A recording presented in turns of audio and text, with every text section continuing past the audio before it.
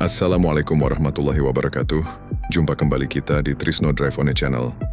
Apa kabar sahabat semuanya? Semoga selalu sehat dan dalam lindungan Allah Subhanahu wa Ta'ala. Seperti biasa sebelum kita lanjut, jangan lupa untuk like, comment, share, dan subscribe channel ini, serta aktifkan lonceng notifikasinya agar tidak ketinggalan update terbaru seputar perkembangan infrastruktur di Sumatera Selatan. Pada video kali ini kita akan melanjutkan menyusuri Jalan Nasional Palembang-Betung, tepatnya mulai dari gerbang tol Musilandas menuju ke arah Palembang sampai KM 18. Ruas ini merupakan bagian dari Jalan Lintas Timur Sumatera, jalur vital penghubung Palembang menuju Betung, dan terus ke Jambi hingga provinsi-provinsi di utara Pulau Sumatera.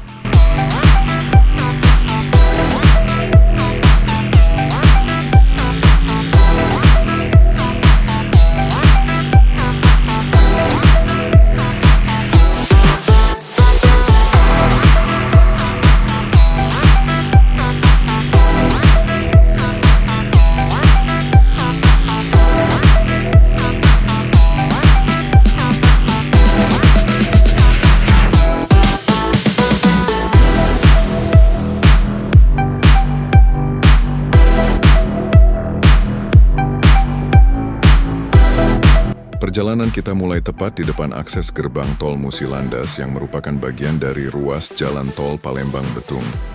Liputan ini diambil saat sore hari sekitar pukul 5.30 sore. Terlihat sejak awal kendaraan sudah dalam kondisi padat merayap. Antrean kendaraan didominasi oleh truk angkutan barang, mobil pribadi, serta bus antar kota.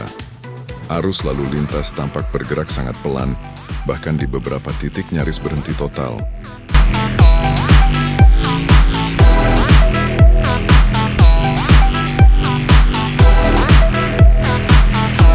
Karena kita menggunakan sepeda motor saat liputan ini dibuat, mau tidak mau kita harus mengambil sisi bahu jalan untuk tetap bisa bergerak maju.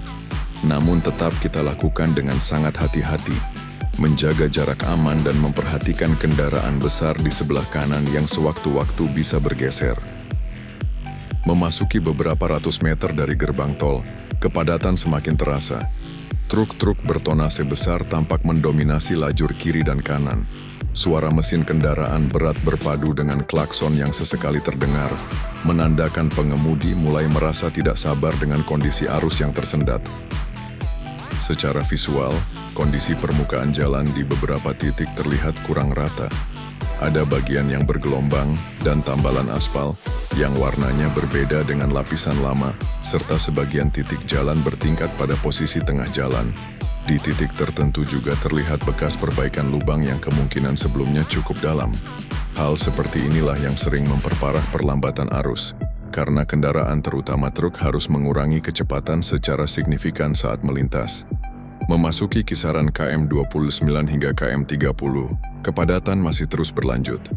Ini memang dikenal sebagai salah satu titik rawan macet di jalur Palembang-Betung, terutama pada jam sibuk pagi dan sore hari, serta menjelang momen arus mudik atau libur panjang. Volume kendaraan yang tinggi tidak sebanding dengan kapasitas jalan yang masih didominasi dua lajur tanpa pemisah permanen. Dari pantauan kita, beberapa pengendara motor lain juga melakukan hal yang sama, memanfaatkan bahu jalan untuk tetap bisa melaju. Namun, tentu saja kondisi ini memiliki risiko tersendiri. Bahu jalan di beberapa titik tidak sepenuhnya mulus, bahkan ada yang berpasir dan sedikit rusak, sehingga pengendara harus ekstra waspada agar tidak tergelincir. Di sisi kiri jalan, terlihat aktivitas masyarakat dan kendaraan yang keluar masuk dari jalan-jalan kecil. Hal ini juga menjadi salah satu penyebab perlambatan, karena kendaraan dari arah samping sering memotong arus utama untuk menyeberang atau bergabung ke jalur utama. Kita lanjut bergerak perlahan menuju KM 27. Arus masih padat merayap. Sesekali terlihat petugas lalu lintas berjaga di titik-titik tertentu untuk membantu mengurai kepadatan. Kehadiran petugas cukup membantu, terutama saat terjadi penumpukan kendaraan akibat pertemuan arus dari simpang atau akses keluar masuk kawasan permukiman dan gudang. Jika kita perhatikan, banyak kendaraan berat seperti truk bermuatan besar dan truk angkutan hasil perkebunan yang melintas di jalur ini. Tidak heran karena ruas Palembang Betung memang menjadi jalur logistik utama di Sumatera Selatan. Aktivitas ekonomi yang tinggi otomatis berdampak pada padatnya lalu lintas setiap harinya. Menjelang KM18, kondisi kepadatan masih belum banyak berubah. Kecepatan rata-rata kendaraan roda 4 mungkin hanya sekitar 5 hingga 10 km per jam.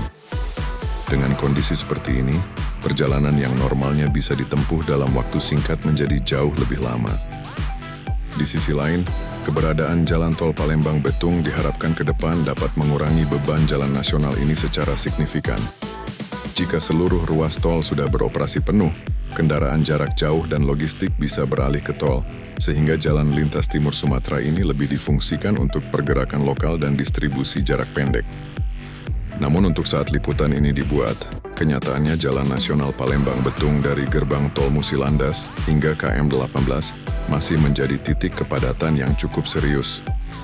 Kombinasi antara volume kendaraan tinggi, kondisi jalan yang rusak dan bergelombang, serta banyaknya akses keluar masuk menjadi faktor utama perlambatan arus. Bagi pengendara yang hendak melintas di jalur ini, terutama menggunakan sepeda motor, sangat disarankan untuk selalu berhati-hati jika ingin melalui bahu jalan. Pastikan kondisi ban prima, jaga keseimbangan, dan tetap waspada terhadap kendaraan besar yang bisa saja bergerak mendadak. Mari kita lanjutkan perjalanan kita dengan tetap berhati-hati.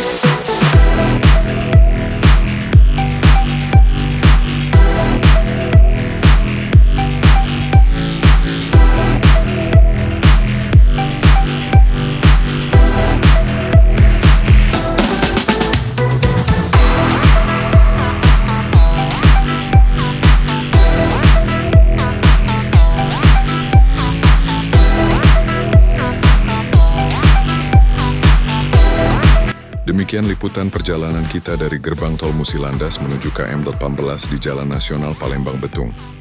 Semoga video ini bisa menjadi gambaran kondisi terkini bagi sahabat semua yang berencana melintas di jalur ini. Terima kasih sudah menonton sampai akhir. Jangan lupa dukung terus channel ini dengan cara like, komen, share, dan subscribe. Aktifkan lonceng notifikasinya agar tidak ketinggalan update terbaru seputar progres jalan tol, jembatan, dan infrastruktur lainnya di Sumatera Selatan. Wassalamualaikum warahmatullahi wabarakatuh. Sampai jumpa di video berikutnya.